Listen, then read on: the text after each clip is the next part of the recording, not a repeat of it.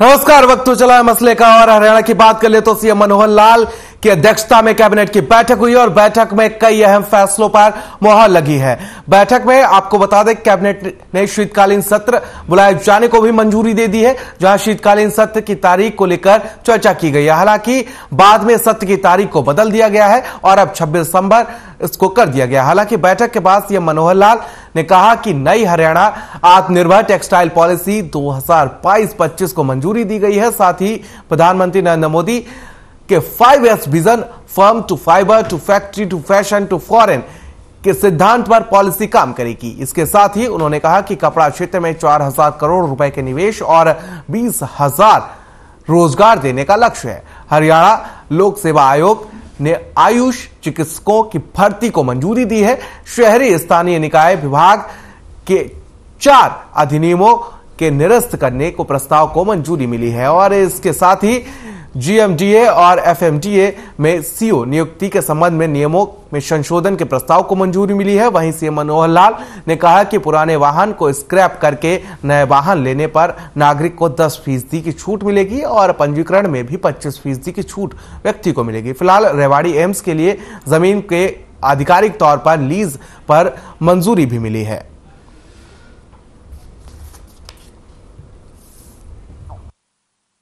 कितना समय चलेगा, किधर चलेगा, ये जो बिजनेस एडवाइजरी कमेटी है वो उस दिन तय करेगी। 22 तारीख को आज हम अपने ओर से रिकमेंड करके दोनों साल को भेज देंगे तो 22 तारीख को सेशन। एम्स जिसकी चर्चा बहुत समय से चल रही है और काफी लोगों ने उसके लिए कहा भी है कि इसको करना चाहिए। अब विधिवत आज इसको लैंड को गवर्नमेंट ऑफ इंडिया जो हेल्थ डिपार्टमेंट है वो लीज पर देने का 99 साल की लीज का उपाय हो गया है और अब उनके लिए आशा हो गया कि उनको लीज का निराश करके और एम्स उसकी बिल्डिंग बने और चालू हो। एक तो पॉलिसी हमने जमीन को विभिन्न जो प्रोजेक्ट्स है, प्रकल्प है, उनको किसान उसमें जमीन दे, वॉलंटरी दे। तो पहले 2 पॉलिसीज हैं। एक है ई भूमि पर जमीन खरीदते हैं, यानी एक्विजिशन तो ही है लेकिन एक्विजिशन में डिस्क्राइब किया हुआ उसमें ई भूमि पर म्यूचुअल एक नेगोशिएशन के माध्यम से जमीन खरीदी जाती है।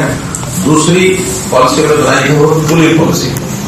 एक पर्टिकुलर एरिया में किसान को उसकी एरिया के हिसाब से एक प्लॉट दे दिया जाता है और पूलिंग करके उस प्लॉट को फिर वो बेचता है। अब तीसरा एक और लेके आया है वो पार्टनरशिप पॉलिसी। किसान किसी प्रोजेक्ट में पार्टनरशिप भी कर सकता है। उसमें जितनी किसान की जमीन कलेक्ट्रेट होगा उसको पैसे पहले दे दिया जाएगा और जो डेवलपमेंट का खर्चा वो सरकार लगाएगी।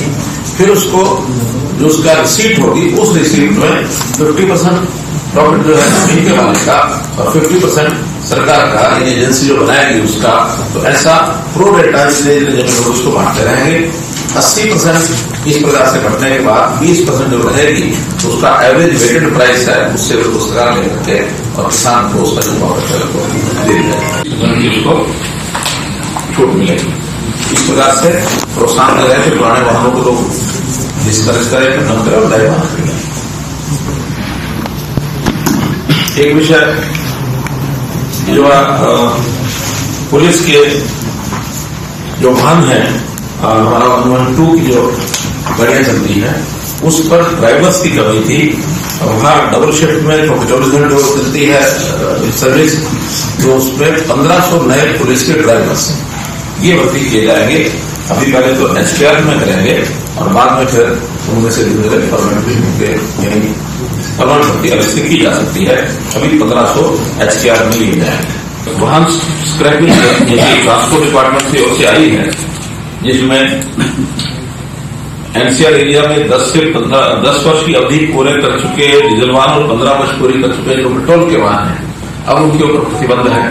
लेकिन उसके बाहर अभी वैसा प्रतिबंध नहीं है, लेकिन उसके लिए उनको डिस्करेज करने के लिए और जो आदमी अपना पुराना वाहन छोड़कर नया वाहन लेगा 10 साल और 15 साल वाले वाहन को स्क्रैप करने के बाद नया वाहन लेगा तो उसको 10% की मोटर वाहन कर में छूट मिलेगी, या उसमें जो उसका स्क्रैप वैल्यू है जो उसने बेचा है उसका देगा उसका 50% कीमत दोनों में से जो कम होगा वो छूट नए भाग खरीदने में मिलेगी।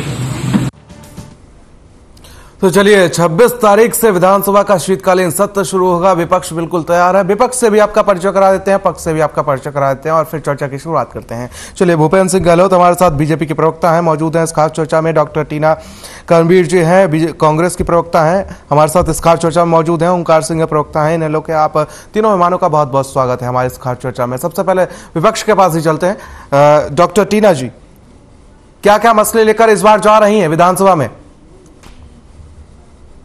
मैं बताना चाहती हूँ कि जो बॉन्ड पॉलिसी को लेकर जो छात्र लगातार एजुटेशन कर रहे थे और उसके बाद जब सीएम से मिले तो उनको उनके फैसलों को माना, एक तरीके से उनको समझा बुझाकर और कितनी राशि कम की है, सिर्फ 30 लाख कर दी 40 लाख से। तो इस इशू को तो जाहिर तौर पर उठाया जाएगा, क्योंकि आप देखिए एक महीने से सुनवाई नहीं हुई उनकी। एक महीने बाद जब वो छात्र मिले हैं तो वो पूरी तरीके से आश्वस्त नहीं है। तो सबसे पहले तो इस बॉन्ड पॉलिसी पर, क्योंकि देखिए प्रदेश के अंदर जो मरीजों की हालत होती है वैसी इन्होंने अस्पतालों की कर दी। ना लैब है, ना डॉक्टर्स की भर्ती हो रही है समय पर। 6600 पद खाली हैं। ये कह रहे हैं कि अपनी अभी बैठक में जो फैसला लिया है कि आयुष इसके तहत ये डॉक्टरों की भर्ती करेंगे, तो ऐसा कुछ है नहीं।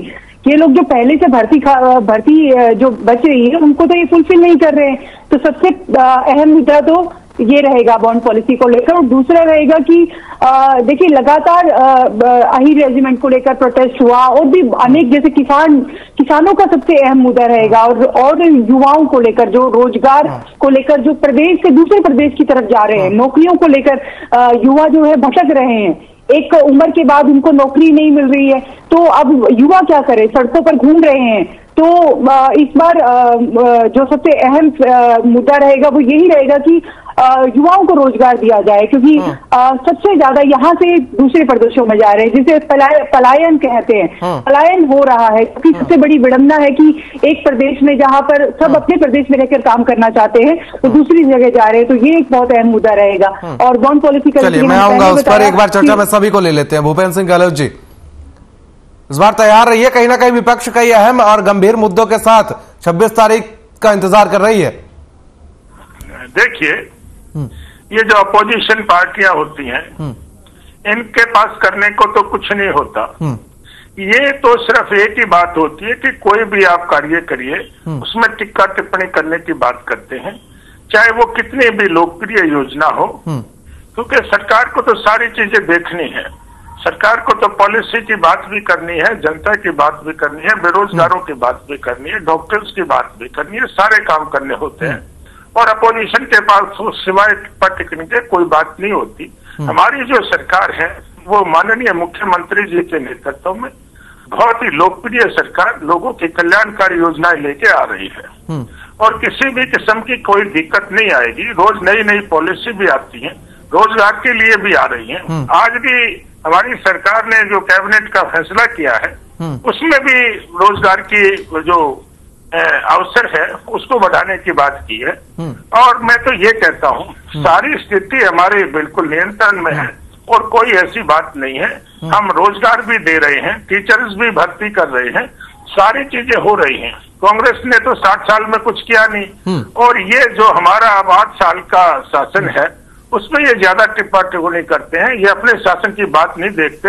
जो रोजगार मिला था 13 लिस्टें इनके राज में कैंसिल हुई, खर्ची पर्ची दे करके ये लोग भर्ती करते थे, भाई भतीजावाद करते थे, क्षेत्रवाद करते थे और इनके 13 जो लिस्टें हैं वो कैंसिल हो चुकी और एक लिस्ट जो माननीय उच्च न्यायालय ने भी उसको संदिग्ध मान लिया। 20 इंस्पेक्टर भर्ती हुए, जो जनरल के 9 इंस्पेक्टर थे, 9 के 9 इन्होंने अपने रिश्तेदार लगा दिए। ये तो इतने बुरा वो समय था, ये अपने समय को याद नहीं करते। और इनके जो नेता हैं उन पे आपको पता है कि कितने केस चल रहे हैं भ्रष्टाचार के। मैडम आएंगे, टीना जी आएंगे आपके पास, एक राउंड में सभी को ले लेते हैं। आप जरा दूसरों के भी सुनिए, आपको एलिगेशन लगाने बहुत आते हैं लेकिन आप सुनने की कैपेसिटी रखिए। बात को जरा जल्दी से खत्म करिए, फिर दोबारा से आते हैं आपके पास। मैं देखिए, सारी जनता जानती है इन्होंने क्या लोगों के साथ किया था, कैसे किसानों के साथ घोटाले किए थे, जमीनों में घोटाले किए, टीना जी आएंगे ना, अभी आप शुरुआत आपसे ही कर दी चर्चा की, सुन लीजिए जरा, फिर आएंगे दोबारा में आपके पास। दूसरों पे उंगली उठाते हैं। हमारी सरकार बहुत ही पाक साफ सरकार है और लोगों के कल्याण के लिए रोज नई नई पॉलिसी लेके आती है। हम रोजगार भी दूर करेंगे, हम जो डॉक्टर्स का जो है वो भी पूरा करेंगे। बिल्कुल, मैं लौटूंगा आपके पास, आऊंगा अभी। चलिए ओमकार जी। जी प्रियावत जी, देखिए मुद्दे ही मुद्दे हैं इस सरकार के खिलाफ। मेरे भाई अभी भूपेंद्र जी कह रहे थे कि विपक्ष के पास करने को तो कुछ होता नहीं। बात तो बिल्कुल ठीक है, भी करने को तो सरकार को दे रखा। आपको चुना किसी जनता ने, काम करने के लिए चुना, हमारे को विपक्ष में बिठाया, इसलिए हमारे पास कुछ नहीं है। हम और विपक्ष की जिम्मेवारी क्या होती है? एक जागृत और जिंदा विपक्ष सरकार के कामों पर जब तक नजर नहीं रखेगा तब तक लोकतंत्र कामयाबी नहीं हो सकता। लोकतंत्र राजतंत्र में बदल जाता है। और आज यहाँ पे देखिए विधानसभा में जो सत्र आने वाला है उसमें सबसे मुख्य मुद्दा बेरोजगारी। पिछले 8 साल की इनकी सरकार है। जब भी कोई बात होती है ये कहते हैं कांग्रेस ने कुछ नहीं किया, दूसरी सरकारों ने कुछ नहीं किया। क्या 8 साल पहले हम पत्ते बांध के घूमते थे? ये कमीज का आविष्कार क्या मोदी जी ने किया? नहीं, सब कुछ था। इन्होंने वंदे भारत ट्रेन चलाई तो क्या लाइन इन्होंने खुद बिछाई? रेलवे लाइन पहले वाली थी। वंदे भारत ट्रेन का सिर्फ इंजन हाई स्पीड का है। आपको याद होगा किसी टाइम में सीएट और एम्बेसडर 2 ही कारें होती थी जिनकी स्पीड 60-70 किलोमीटर थी और आज 250 किलोमीटर तक की कार आ चुकी है। ये टेक्नोलॉजी है, ये मोदी जी ने नहीं किया, ये भूपेंद्र जी ने नहीं किया, ये ना ही इन्होंने खट्टर साहब ने किया, ये टेक्नोलॉजी ने किया। और सैल्यूट है उन टेक्नीशियंस को, उन साइंटिस्ट को। इनसे पूछा जाएगा आज तक जितने घोटाले हुए क्या किसी एक घोटाले की रिपोर्ट सार्वजनिक हुई? शराब घोटाला, रजिस्ट्री घोटाला, कितने घोटाले हुए? और इस दौरान तो एक सबसे बड़ा घोटाला अब जो नजर आ रहा है, एक कंपनी याशी कंसल्टेंसी को पूरे हरियाणा प्रदेश के मकानों और प्लाटों की प्रॉपर्टी आईडी बनाने का ठेका दिया गया। करोड़ों रुपए का ठेका दिया गया प्रेमवत जी। और उस कंपनी ने क्या किया? उसने सारी की सारी प्रॉपर्टी आईडी गलत कर दी। मैं अंबाला कैंट की बात करता हूं, 80,000 प्रॉपर्टी आईडी थी अंबाला कैंट में, नई बना के 96,000 हो गई। और 96,000 में से अधिकतर प्रॉपर्टी आईडी गलत है। कंपनी नजर नहीं आ रही। हमने पर्चा दर्ज करने के लिए शिकायत दी कंपनी के लिए, लेकिन पर्चा दर्ज हुआ। क्यों? क्योंकि गृह मंत्री का क्षेत्र है। इनसे पूछना पड़ेगा कि आपने पिछले 8 साल में कितने रोजगार दिए। और ये कह रहे भ्रष्टाचार। भ्रष्टाचार में तो आज इनका हरेक छोटा बड़ा नेता, कोई विरला ही बचा होगा, हरेक नेता इनका भ्रष्टाचार में शामिल है और जनता दुखी है। आज भी देखिए इन्होंने क्या किया। ये सारे मुद्दे कहीं ना कहीं सत्र में मजबूती के साथ उठाने पड़ेंगे और इसके लिए कहीं ना कहीं इनेलो को भी जमीन पर उतरना पड़ेगा ओमकार जी। और जमीन पर जब आप उतरेंगे तभी आपके विधायक बढ़ेंगे, वरना चौटाला साहब कब तक अकेले मोर्चा संभालते रहेंगे विधानसभा में? सड़क से लेकर विधानसभा तक उठाते हैं। हाँ, नहीं उठाना पड़ेगा, जनता के बीच जाना पड़ेगा ओमकार जी, जनता के बीच जाना पड़ेगा तभी इनेलो मजबूत हो पाएगी। और इनेलो जब मजबूत होगी तो विधानसभा में जब मजबूती होगी तो आपके मुद्दे भी उतने मजबूत होंगे। चलिए भूपेंद्र सिंह जी। प्रियावत जी, प्रॉपर्टी आईडी का मुद्दा, ये रजिस्ट्रेशन का मुद्दा, म्यूटेशन का मुद्दा, ये धरातल पर उतरे तभी नजर आ रहे हैं। और बिजली का बिल का देखिए, एक बात कहूंगा, इन्होंने एक नई सरचार्ज योजना लाई है बिजली का बिल जमा कराने के लिए, और उस योजना में लकूना देखिए, उसमें यह है कि अगर आप अगले 1 साल के बिल टाइम पर नहीं दोगे तो जो इन्होंने सरचार्ज माफ किया है वो सरचार्ज खत्म हो जाएगा। और एक नया ओमकार जी, आपके मुद्दे थोड़े से लंबे हो गए। लूट कर रहे हैं, लूट, और कुछ नहीं कर रहे। ये सरकारी लूट है। नॉन एनर्जी चार्जेस शुरू कर दिया और एक तत्काल म्यूटेशन और प्रॉपर्टी आईडी ठीक करने की 5,000 रुपए एक व्यक्ति। चलिए आऊंगा अभी समय है थोड़ा सा ओमकार जी, आऊंगा। भूपेंद्र जी। जी देखिए, मैंने ओमकार जी की बातें सुनी। इन्होंने टेक्नोलॉजी की बात की, इन्होंने भ्रष्टाचार की बात की और इन्होंने पॉलिसी की बात की। जो इनके समय में पॉलिसी थी वो हमारी सरकार बिल्कुल नहीं बनाएगी। इन्होंने जो जेबीटी की भर्ती की और ये कहते हैं घोटाले सामने नहीं आते। घोटाले सामने आए तभी तो ओंकार सिंह जी की पार्टी के नेता 10 साल जेल में रह के आए। फिर दूसरा घोटाला सामने आया, उजागर हुआ और उसमें भी सजा हुई और उसमें भी जमानत पर आए हुए हैं। जो पॉलिसी ये ओंकार जी की पॉलिसी थी, वो पॉलिसी हम बिल्कुल नहीं लेके आएंगे। इसमें किसी किस्म की दो बातें नहीं है। हम तो बिल्कुल पारदर्शिता के पॉलिसी लेके आएंगे जिसमें लोगों का भला हो, सभी की कल्याणकारी योजनाएं हो, वो पॉलिसी हम लेकर के आएंगे। और जो विपक्ष की बात है, विपक्ष के पास तो कुछ भी नहीं है। जितने चुनाव हो रहे हैं, ये सब चुनाव हार जाते हैं और ये कानून और व्यवस्था की बात करते हैं, कभी एमबीबीएस छात्र की बात करते हैं। हमारी माननीय मुख्यमंत्री जी के नेतृत्व में हमारी सरकार बहुत ही कल्याणकारी योजनाएं लेके आई हुई है। आज भी जो कैबिनेट ने फैसले किए हैं उसमें रोजगार के मिलेंगे और जो कपड़ा नीति है उसको टेक्सटाइल नीति को के भी हमने घोषणा की है। 2022-2025 को मंजूरी दी है और इसमें 4,000 करोड़ रुपए के निवेश की बातें हैं और 20,000 लोगों को रोजगार देने के अवसर इसमें पैदा होंगे।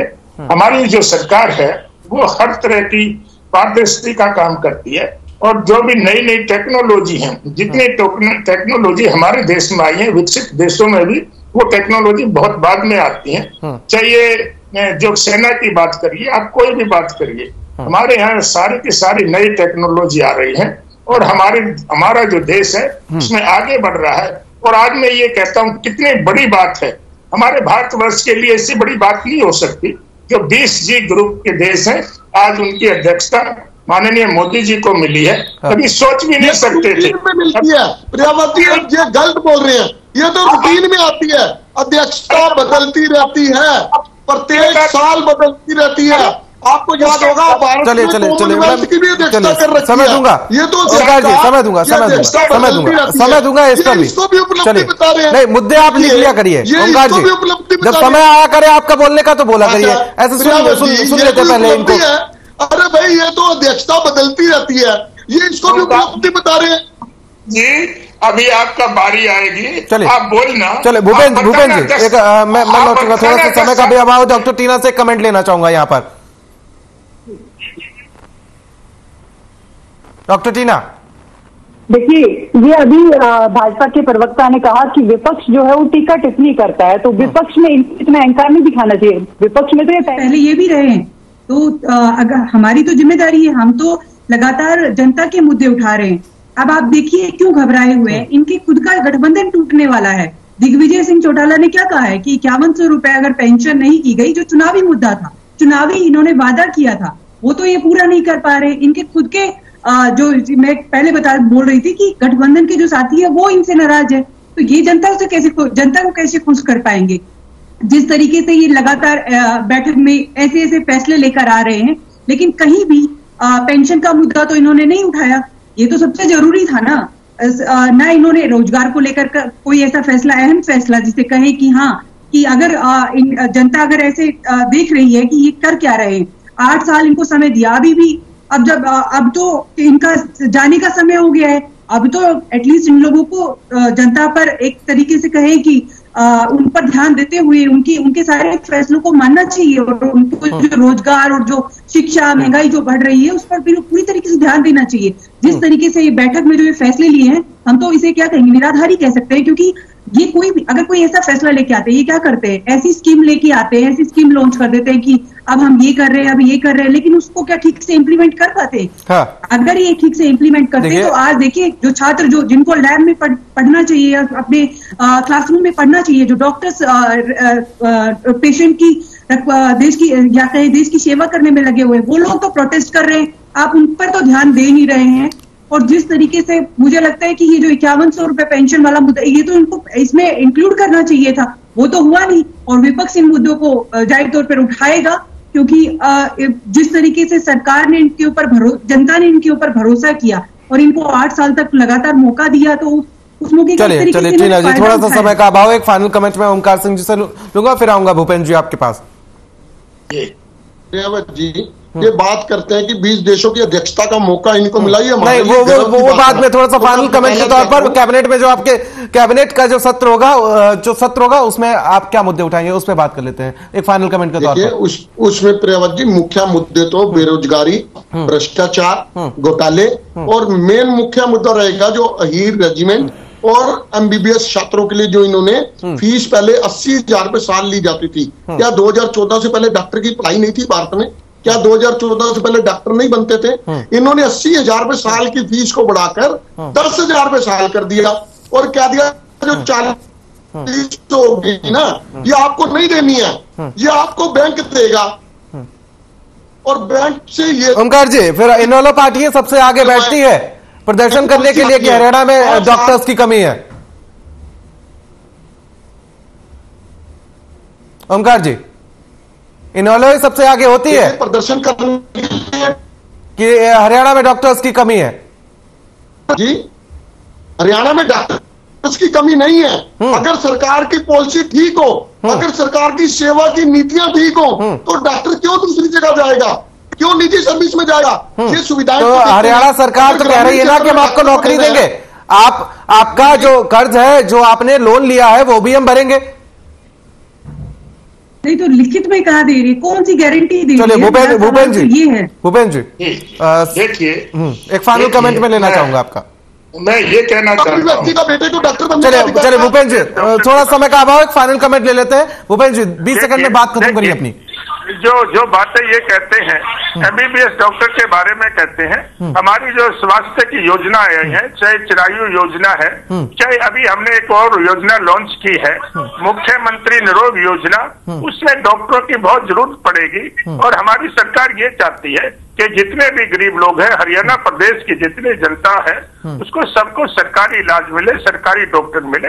और ये बिल्कुल बिल्कुल कहीं ना कहीं सत्र इस बार हंगामेदार जरूर होने वाला है, क्योंकि कई सारे मुद्दे हैं जिन पर विपक्ष इस बार सरकार को घेरने की कोशिश करेगा, चाहे वो बॉन्ड पॉलिसी हो, एमबीबीएस छात्रों की, या बेरोजगारी का मुद्दा हो, या प्रदूषण का मुद्दा हो। इन तमाम मुद्दों पर विपक्ष जरूर सरकार को घेरने की कोशिश करेगा। तो फिलहाल आप तीनों मेहमानों का हमारे साथ इस खास चर्चा में जुड़ने के लिए बहुत बहुत शुक्रिया। चलिए बात की जाए और समझने की कोशिश की जाए तो इस बार जो शीतकालीन सत्र है कहीं ना कहीं हंगामेदार जरूर होने वाला है, क्योंकि कई ऐसे मुद्दे हैं जिन पर विपक्ष बिल्कुल तैयार बैठा है सरकार को घेरने के लिए। अब देखने वाली बात होगी कि 26 नवंबर को आखिर सत्र कैसा होगा। तो इस खास चर्चा में मेरे साथ इतना ही।